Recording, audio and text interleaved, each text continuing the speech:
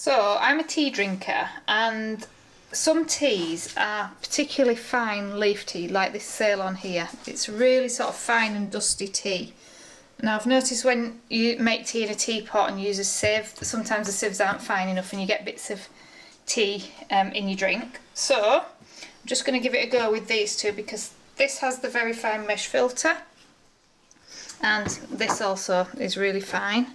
So I'm going to pour some boiling water on. And with this one, I'm just going to pour this on top.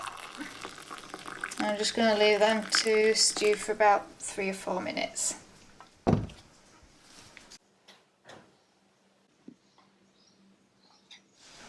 Okay, so these have been stewing about 3 or 4 minutes. So I'm just going to take this one out, a little swirl just to get the nice strong tea. That's looking like a really nice dark amber colour.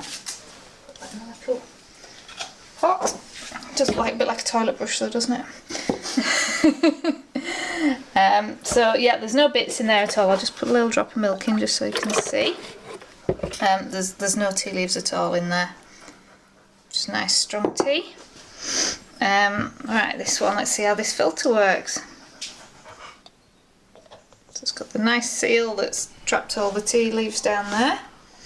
And if we just pour, I'll tip it right up just so that the tea leaves would come through if they were there. Not quite enough for a cup, but again that's looking pretty clear. A little drop of milk. Yep, I can just see one tiny speck, but that's it. Just give it a little stir. Perfect. So I'll give them a taste. Yep, lovely, really tasty.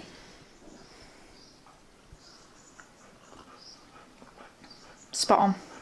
So Barista Co, who make these, don't recommend that you mix tea and coffee in the same item. You pick one or the other. So that's because the coffee can leave oils in the filters and it's going to affect the taste of your tea. But it tastes pretty good to me.